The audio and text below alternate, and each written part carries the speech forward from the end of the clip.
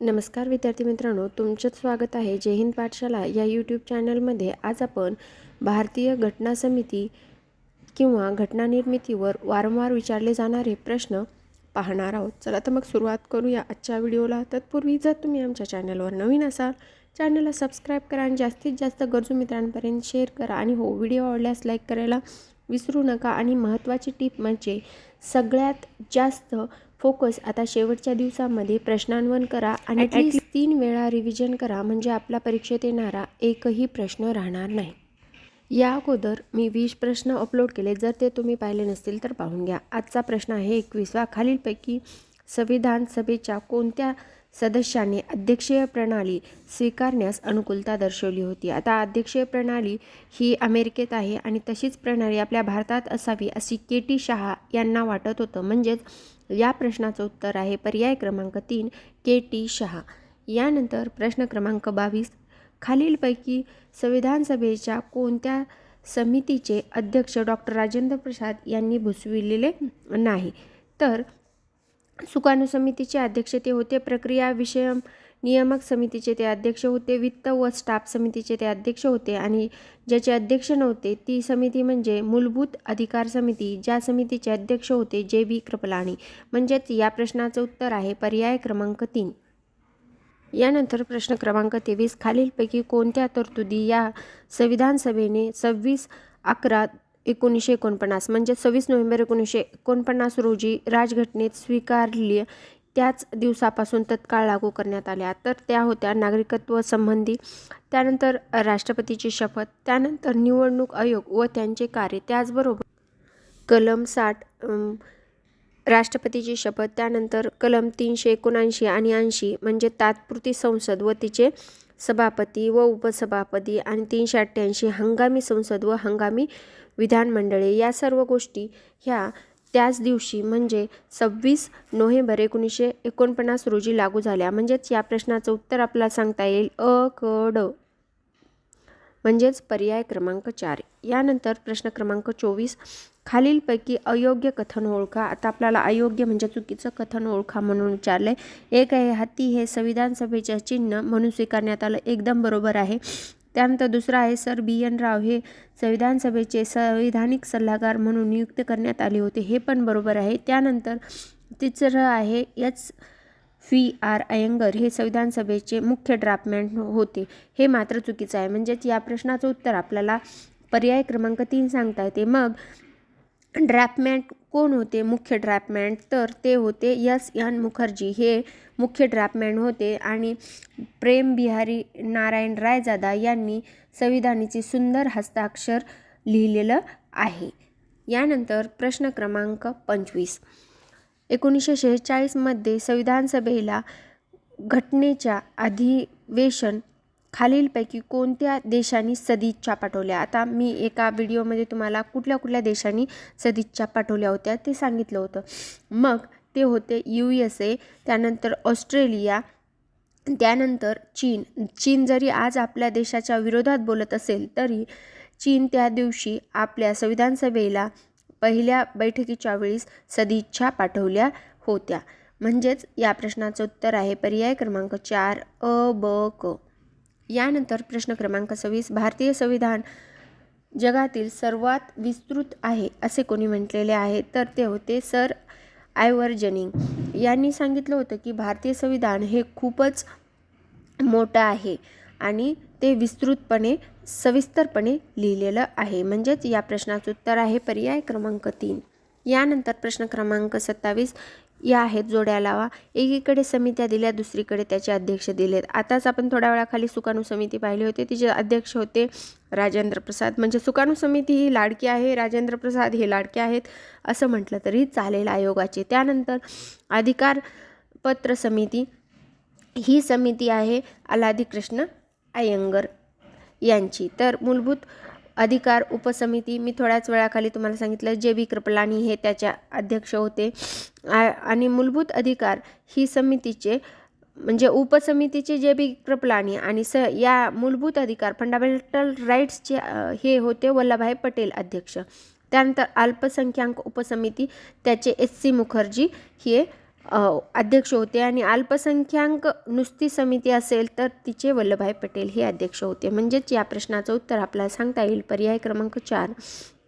यानंतर प्रश्न क्रमांक 28, भारताच्या संविधान सभा बनविण्याची मागणी इंग्रजांनी कोणत्या वर्षी मान्य केली? तर ती होती 1940ला तत्वतः मान्य केलेली होती. म्हणजेच आपल्याला या प्रश्नाचं उत्तर देता येईल पर्याय क्रमांक 3 1940. यानंतर प्रश्न क्रमांक 29, भारतीय लोक आपल्या देशाचे प्रशासन किती प्रकारे चालू शकतात हे पाहण्यासाठी 1930 ते 1932च्या दरम्यान लंडनमध्ये डॅश गोलमेज परिषदा घेण्यात आल्या. आता गोलमेज परिषदा किती झाल्या होत्या? 3.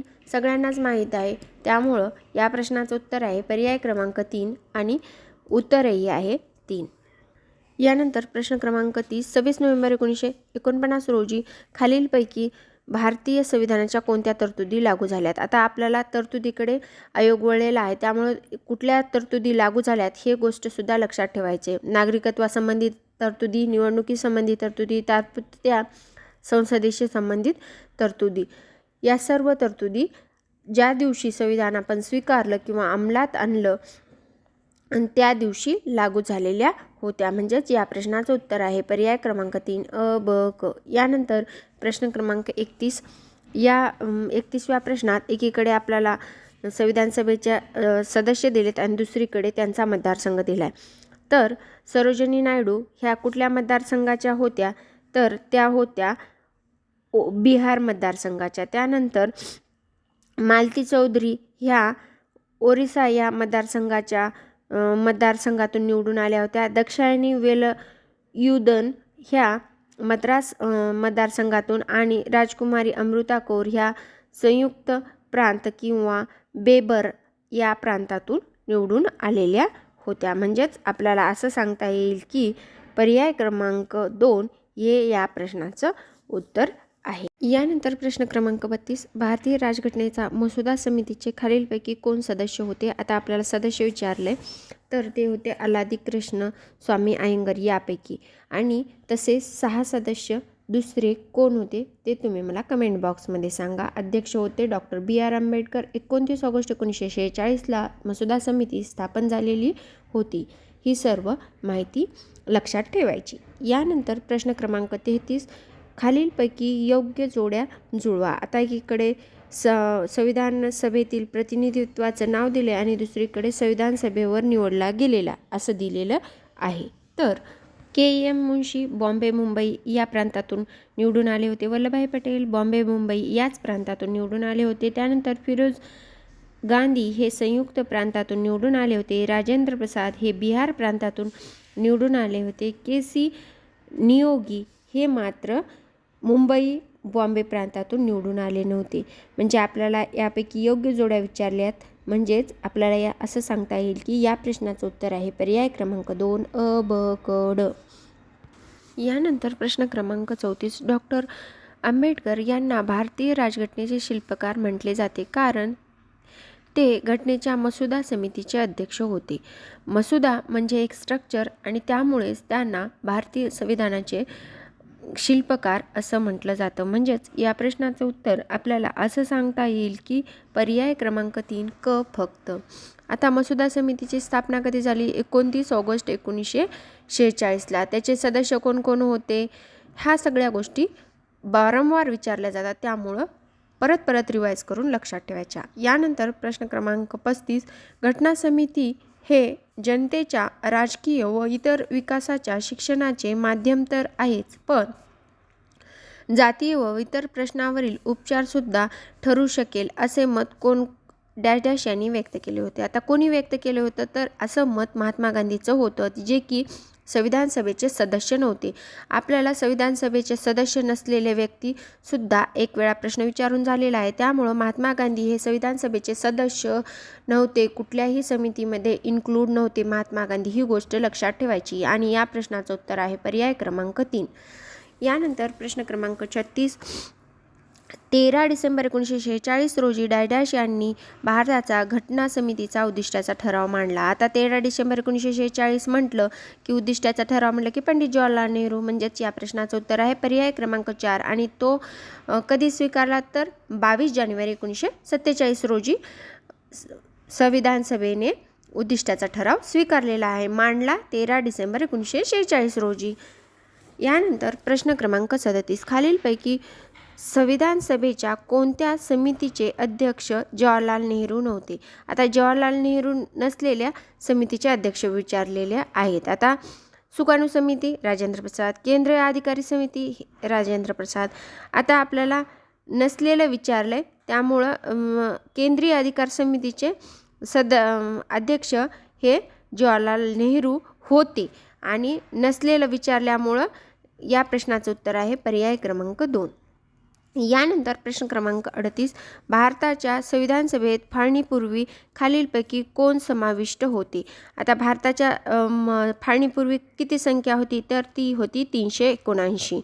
त्यानंतर भारतीय प्रांतिक विधानसभा किती होत्या? 292.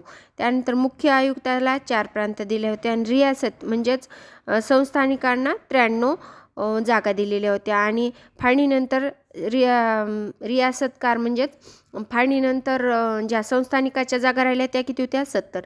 मग ह्या सगळ्या गोष्टी पाठच करायच्या, ज्यावर वारंवार आयोग प्रश्न विचारत राहतो.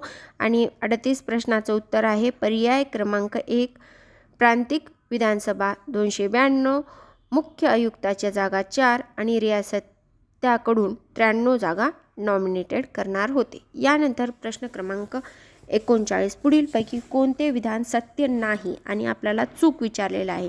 ज्यावेळेस असा प्रश्न आयोग विचारतो त्यावेळेस आपण त्या गोष्टीला चुकी बरोबर आहे असं परीक्षेत चटकन्या खून करून घ्यायची, म्हणजे आपल्याला प्रश्नाचं उत्तर द्यायला वेळ लागत नाही.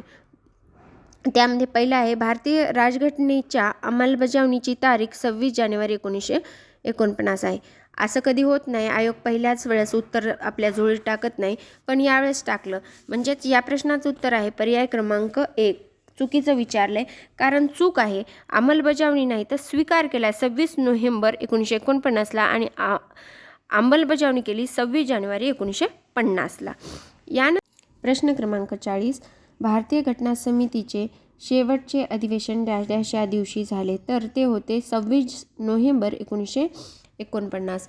म्हणजेच 24 नोव्हेंबर 1949 पासून ते 26 नोव्हेंबर 1949 पर्यंत हे भारतीय संविधानाचे शेवटचे सत्र भरलेले होते. म्हणजेच या प्रश्नाचं उत्तर आहे पर्याय क्रमांक 1. आता आपण इथेच थांबूया, भेटूया पुढील व्हिडिओमध्ये. व्हिडिओ शेवटपर्यंत पाहिल्याबद्दल धन्यवाद. आणि प्रत्येक व्हिडिओमध्ये फक्त 20 प्रश्न असतील, तुम्हाला बोर पण होणार नाही.